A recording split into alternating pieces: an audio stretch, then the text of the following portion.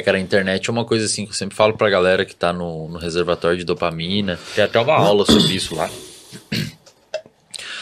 Sobre a importância de você se expor, sabe? Se você quer construir algum tipo de... Hoje em dia não tem como, né, cara? Hoje em dia você não tem como falar de business sem falar de internet. E eu acho que a pandemia acelerou e catalisou isso. O movimento do digital estava acontecendo. O movimento do home office estava acontecendo. O movimento de você ter mais autonomia dentro da sua rotina estava acontecendo. E acho que a pandemia catalisou um processo que viria a acontecer naturalmente. A catálise é isso mesmo, uma enzima quando catalisa uma reação é exatamente isso. Ela acelera uma reação que levaria milhões de anos para acontecer, acontece em milésimos de segundo. Isso é uma catálise. E foi isso que a pandemia fez. É uma coisa que talvez fosse vir a pauta lá em 2028, 2030, a pandemia trouxe para 2020, 2021. Home office, tudo, né? Home office, inclusive saúde mental, cara. A saúde mental virou uma grande pauta na pandemia. Saúde mental da galera ficar mais em casa, tirar e perder alguns. Quem aí não lembra daquela época da pandemia? Acho que foi a pior de todas, que tinha um monte de... A galera não conseguia sair mais, acho que o pessoal entendeu. Março, abril, lives no YouTube, de sertanejo e tal, que tava tudo fechado, cara. E a galera começou a ficar muito mal, zoada da cabeça, porque você tirou uma série de fatores protetores. Socialização, ir pra faculdade, transporte. Até ir na academia, né? Academia, etc. Em casa. E aí muita gente, por exemplo, que a galera muitas vezes não entende, home office é uma coisa que se você quiser fazer, você tem que saber lidar com home office, porque a fronteira entre o que é o seu horário de produção e o que não é, ela fica suja, fica meio fusca, você não sabe exatamente. A cadeira do computador tá do lado da cama, Exato, né? cara. É bem pesado isso. Então eu sempre falava, pegava muito paciente que, não consigo me organizar, tô no home office, meu sono zoou. É claro que zoou, porque antes você tinha uma rotina definida, onde você levantava de manhã, pegava o busão ou pegava seu carro, e ia pro trabalho, e nesse meio tempo você já pegava luz, luz natural, você já movimentava, andava, levantava a sua adrenalina, o seu ciclo circadiano já estava meio que setado em fazer aquilo todos os dias, por todo o tempo e por todos os dias da semana e tal. Aí veio o home office, você levanta, você já fica dentro de casa, não se expõe à luz. Aí em vez de você ter aquela caminhada até o ponto do ônibus, ou até o carro, etc. E às vezes nem tomar banho também. Você não faz. Não troca uma roupa, você troca uma fica, de casa. Exato. O corpo não entende que tá... O corpo não entende, cara. Você vai trabalhar de pijama deitado na cama, tá louco? Seu corpo sabe que não é aquilo ali que tá acontecendo. Mas eu acho que a parada mais importante ainda é essa questão da saúde mental mesmo, cara. Tipo, porque deve ter sido uma parada global, né? Das pessoas sentiram esse baque da pandemia e começaram a se preocupar. E a sensação que eu tenho hoje é que a gente tá vivendo um boom mesmo dessa parada, tipo, tanto da ascensão da neurociência quanto da psicologia, do cuidado com a saúde, assim, sei lá, velho. Pô, nós estávamos ouvindo no rádio agora, vindo pra cá, cara. Exatamente agora. Pós-graduação em neurociência, assim. Não sei o que, neurociência, o quê? Neurociência. Sendo anunciado da rádio, tá ligado? Cara. Olha o hype. Mas eu acho que a pandemia foi um transbordar do copo, né? Todo mundo mais ou menos aqui no limite, daqui a pouco veio alguém jogou uma jarra em cima. Então todo mundo fritou de uma vez. Exato. Né? Eu costumo dizer que saúde mental é exatamente essa metáfora.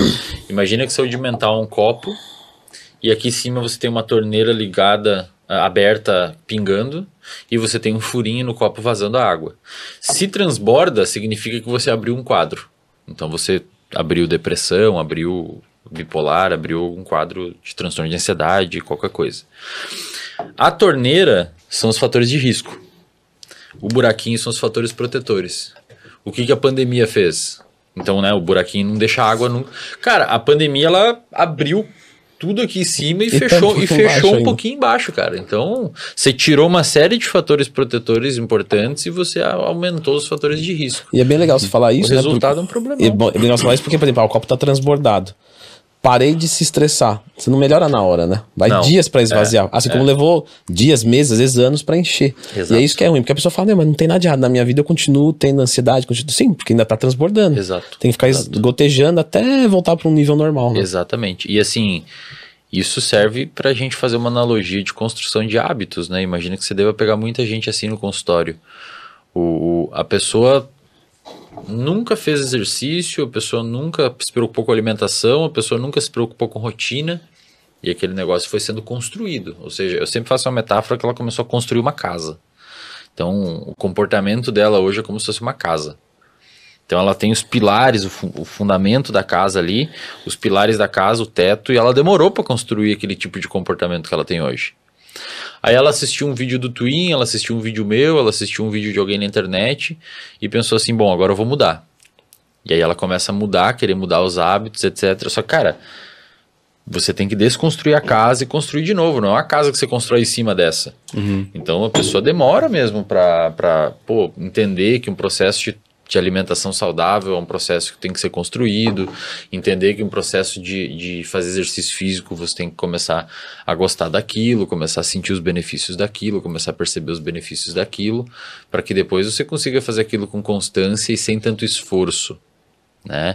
Eu imagino que deva acontecer isso com muita frequência no consultório, quem trabalha com treino, porque... É descolado, né? Então o esforço não é sobreposto com o resultado. O esforço está aqui e o resultado está aqui. E aí esse delta, essa diferença, você só percorre se você tiver fé, se você acreditar que existe... Que vai acontecer aquilo. Porque se você não acreditar, não Por isso como. que é importante você ter um bom mentor, né, cara? Tem que confiar no método, né? Eu falei disso no outro podcast aqui.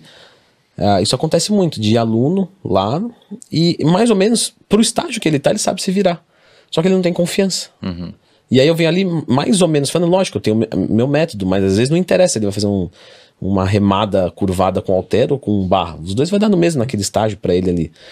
Só que aí eu venho ali e talvez mude alguma coisa ou outra, não porque estava errado, mas porque é o meu jeito, mas eu dou uma validação. Ó, tá aqui uma coisa, o cara fala, bom, o Leandro faz quase 15 anos que tá da consultoria, ele não vai errar, pelo amor de Deus, com um caso tão simples desse.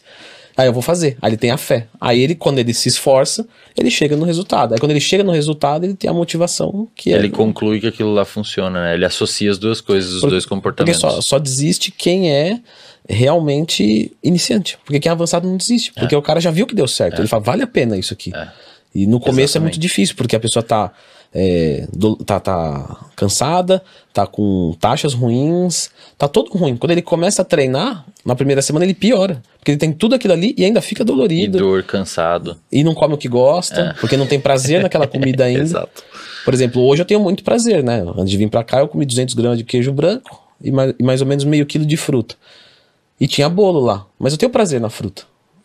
Mas e quando você não tem prazer na fruta e também não tem o resultado, então quer dizer, fica muito abstrato assim, a pessoa tem uma grande chance de não fazer. Aí você dormiu mal e já tá mais impulsivo pra comer o bolo. Aí você tá ferrando. Cara, esses dias eu publiquei um negócio e eu tenho pensado... Bota um cafezinho pra mim ali. Opa. Ó, pessoal, isso aqui tá sendo gravado de manhã, tá? Por isso tá tomando café. Não sabemos o horário nem o dia. Gostou desse corte? Deixa o like e inscreva-se no canal. Tamo junto.